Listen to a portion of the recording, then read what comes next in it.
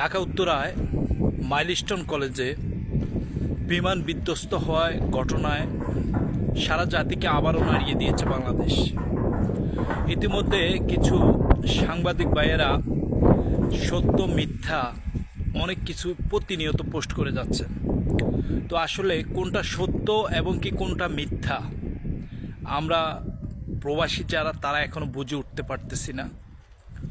তো সাংবাদিক ভাইদের প্রতি আমার একটা অনুরোধ, আপনারা যদি সঠিক তথ্য তুলে ধরতে চান তাহলে মাইলস্টোন কলেজে আমার জানা মতে হাজার হাজার শিক্ষার্থী আছে, আপনারা ওইখানে চলে যান। ওইখান থেকে আপনারা সঠিক তথ্য অবশ্যই পাবেন।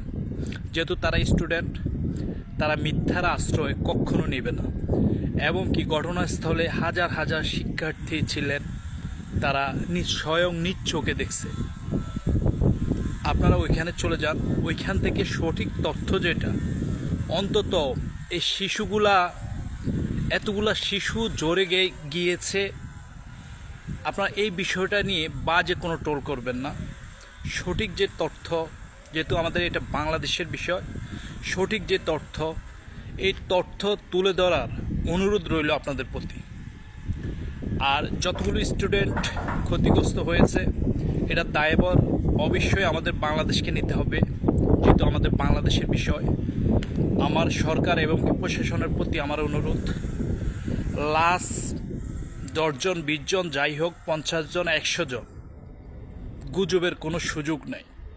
যেহেতু এখানে শিক্ষার্থী মারা গেলেও শিক্ষার্থীর গার্ডিয়ান আছে, আজ না হয় কাল এটা সঠিক তথ্য যেটা, এটা বেরিয়ে আসবে। লুকোচুরির কোনো প্রয়োজনে নেই, যেহেতু সবার গার্ডিয়ান আছে। আপনারা যদি 20 জন হয়, 50 জন হয়, আমি অনুরোধ করব এদিক সেদিক না করে আমি অনুরোধ করব সবার বাড়িতে ঠিকানা অনুযায়ী লাশগুলি অন্তত পৌঁছাই দেওয়ার অনুরোধ রইল আপনাদের প্রতি। আর শিক্ষার্থীদের গার্ডিয়ান যারা আছেন তারা অবশ্যই সেনা ক্যাম্পে কমপ্লেন করবেন এবং কি প্রতিনিয়ত যোগাযোগ করবেন। যাদের ছেলে মেয়ে সন্তানদের এখনও অনেকে পাচ্ছেন না, এখনও খুঁজে বেড়াচ্ছেন, আপনারা অবশ্যই সেনাবাহিনীর সাথে যোগাযোগ করে আপনাদের সন্তানদের খুঁজে নেবেন। কেউ সুস্থ থাকলে অবশ্যই খুঁজে নেবেন, এবং কি যদি কেউ মারা যায়, আমরা এটার জন্যে আসলে খুবই দুঃখিত।